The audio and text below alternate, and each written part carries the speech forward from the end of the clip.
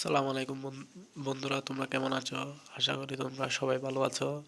আজকে তোমাদের SSC vocational math 2 এর সাজেশন দিব অধ্যায় 5 এর, অর্থাৎ পার্ট 5। এটা আমি তোমাদেরকে অলরেডি 1 থেকে 4 অধ্যায় পর্যন্ত সাজেশন দিয়ে দিয়েছি। এখন দিব অধ্যায় 5 এর।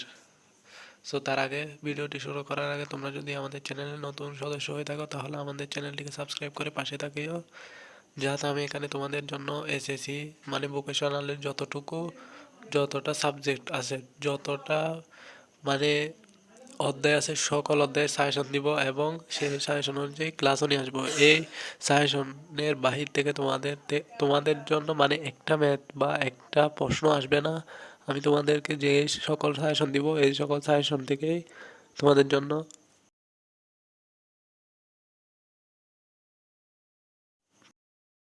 তোমরা তো এখানে মানে 100% শিওর থাকো যে এই সকল সাজেশন থেকে তোমরা পরীক্ষায় প্লাস নিশ্চিত। এই সকল সাজেশন পরীক্ষায় আসবে। তোমরা এই সাজেশনটা যদি ফলো করো তাহলে তোমরা 100% পরীক্ষায় প্লাস পাবে। ভিডিওটা বেশি কথা বললে দেরি হয়ে যাবে, তাই আমি তাড়াতাড়ি শুরু করে দিচ্ছি।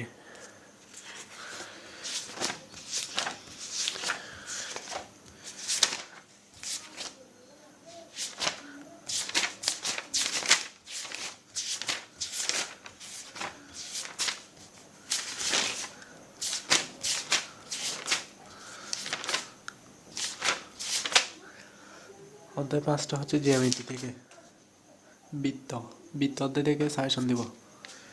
1 নম্বরে আছে এটা, প্রমাণ করো যে বৃত্তের কেন্দ্র ও ব্যাস বিভিন্ন কোণ যা এর মধ্যবিন্দু সংযোজক রেখাংশ যা এর উপর লম্ব। 2 নম্বর আছে এটা, বৃত্তের সকল সমান যা কেন্দ্র থেকে সমদূরবর্তী। 3 নম্বরে আছে এটা, বৃত্তের কেন্দ্র থেকে সমদূরবর্তী সকল যা পরস্পর সমান। তারপরে এটা আছে, বৃত্তের ব্যাসই বৃহত্তম যা।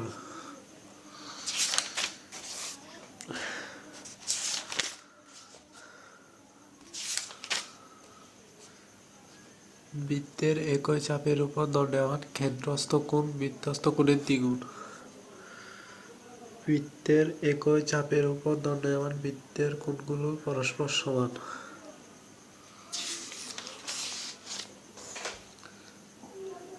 অর্ধবৃত্তস্থ কোণ এক সমকোণ।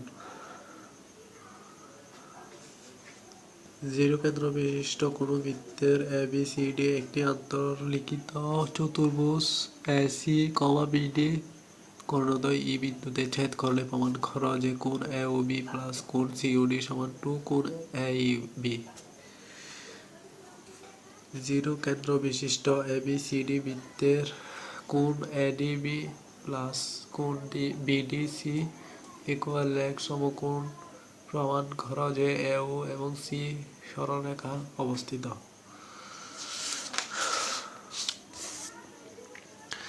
তারপর আছে এটা, বৃত্তে অন্তর্লিখিত চতুর্ভুজের যে কোনো দুইটি বিপরীত কোণের সমষ্টি 2 সমকোণ।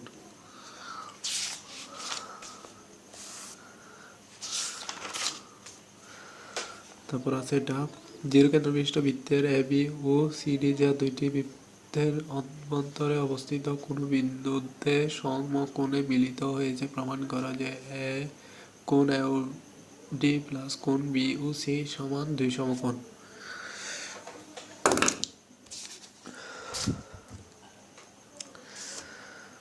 তারপর আছে এটা, বৃত্তের যে কোনো বিন্দু অঙ্কিত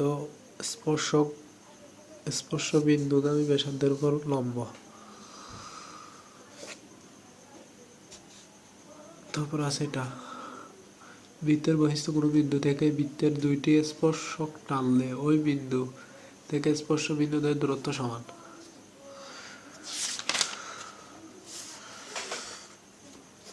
তারপর আছে এটা, দুইটি বৃত্ত পরস্পরকে বহিঃ স্পর্শ করলে তাদের কেন্দ্রদ্বয় ও স্পর্শ বিন্দু সমরেখা। জিরো কেন্দ্র বিশিষ্ট একটি বৃত্তের বহিস্থ কোনো বিন্দু ফি থেকে বৃত্তের দুইটি স্পর্শক টানা হলে প্রমাণ করো যে উপি সরলরেখা স্পর্শ যা এর লম্ব দ্বিখণ্ড।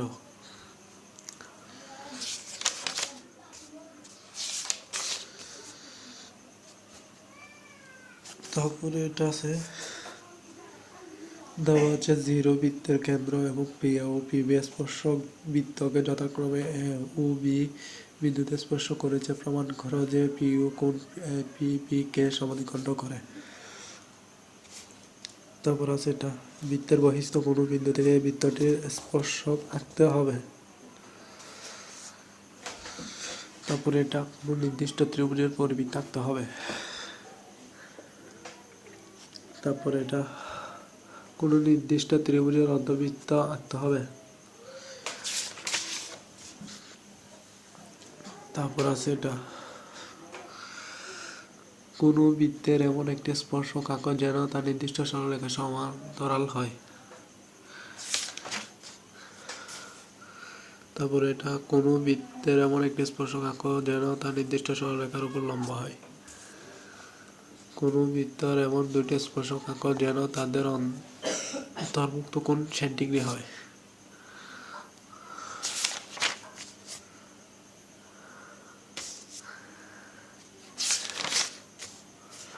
সো বন্ধুরা, আজকে তোমাদের সাজেশন এতটুকু। দেখা হবে নেক্সট ভিডিওতে। সো নেক্সট ভিডিওতে আমি তোমাদেরকে অনুপাত, সাদৃশ্যতা ও প্রতিসমতা অধ্যায় থেকে সাজেশন দিব। আজকের জন্য এতটুকুই। তার আগে তোমাদেরকে আমি একটা কথা বলে দিই, তোমরা নিঃসন্দেহে আমাদের এই চ্যানেলটিকে ফলো করতে পারো, কারণ এই চ্যানেলে আমি তোমাদের যে সকল সাজেশনগুলো দিব এগুলো তোমরা 100% কমন পাবা এবং তোমরা এখান থেকে A+ নিশ্চিত। তোমরা বইয়ের পুরো ম্যাথগুলো করতে হবে না, আমি যে সকল সাজেশনগুলো দিব তোমরা এগুলো করলে হয়ে যাবে। সো ভালো লাগলে তোমাদের ফ্রেন্ডদেরকে এটা শেয়ার করে দিও এবং চ্যানেলটিকে সাবস্ক্রাইব করে পাশে থাকে। ধন্যবাদ। আসসালামু আলাইকুম।